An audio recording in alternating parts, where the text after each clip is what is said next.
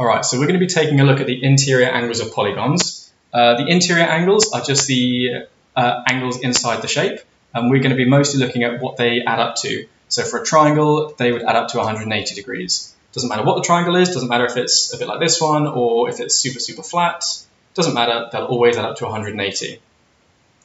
So that number, that 180, changes depending on the shape you're looking at. It changes depending on how many sides it's got. So we just said that for a three-sided shape, a triangle, the angles inside add up to 180. For a four-sided shape, like a square or a rectangle, or in fact any type of quadrilateral, they add up to 360.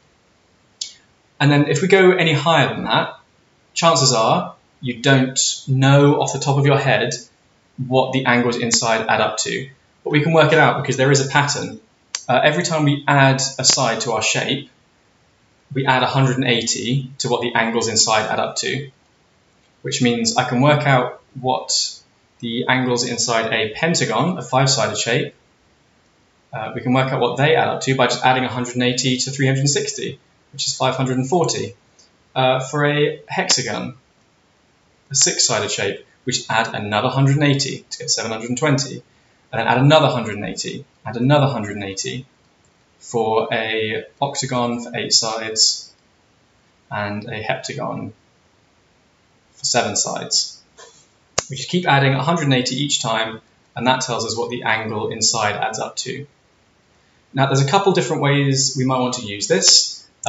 Here, for example, is a regular octagon, a regular 8-sided shape.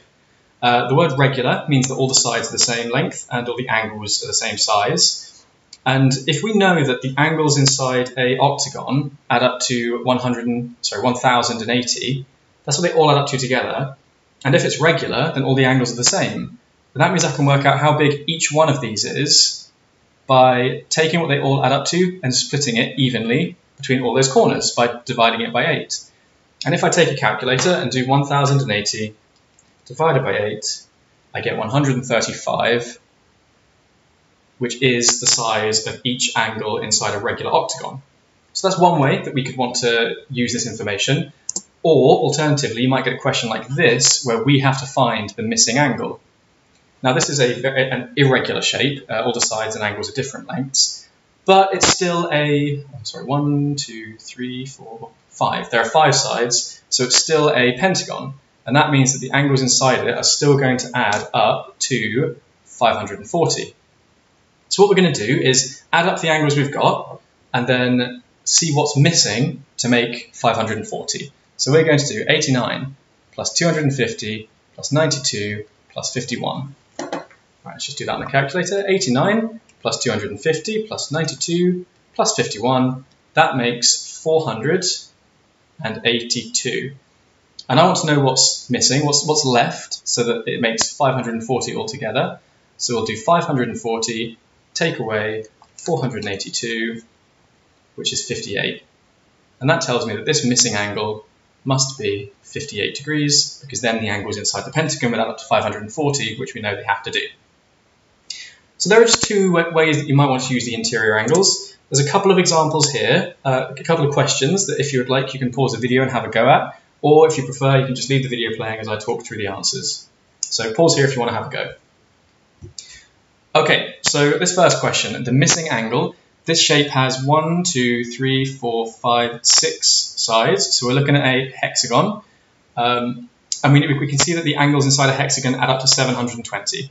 So we're going to add up the sides that the angles that we've got. 86 plus 111 plus 151 plus 97 plus 144. Again, I'll just use a calculator. 86 plus 111 plus 151 plus 97 plus 144 is 589 degrees. The angles altogether need to add up to 720. So what's missing from 720 if we only have 589? The answer is 131. So that missing angle here has to be 131 degrees, because that's what it needs to be so that they add up to 720. And finally, find the size of the interior angles of a regular pentagon. So regular means all the sides and angles are the same length. we can see from our little table that the angles inside a pentagon add up to 540. We're looking for the interior angles. They're all the same size, so I'm just going to take my 540, split it between all 5 of the angles in a pentagon, because a pentagon has 5 sides and therefore 5 angles, to find out that the answer is 108. So each of the angles inside a pentagon is 108 degrees if it's regular, because they're all the same that way. And if I do 108 times 5, if there are 5 of them, I get 540, which is what they all need to add up to. So for those 2 questions, I was referencing this little table that we made at the beginning, up in the top left. But that's a table that you can make. You know, if you were given the hexagon question, that was the bottom left example, if you were given that question, you could work out what the angles inside a hexagon add up to by taking your triangle, which is 180, or your quadrilateral, which is 360, and just continuing to add 180 until you've got 6 sides. So you take your triangle, add 180, and that's a 4-sided shape. Add another 180, that's what the angles end up to in a 5-sided shape. Add another 180, and that's a 6-sided shape, which would get you the 720 if you didn't have that table to reference like I did. Right, that's the interior angles of polygons. Hope that helped.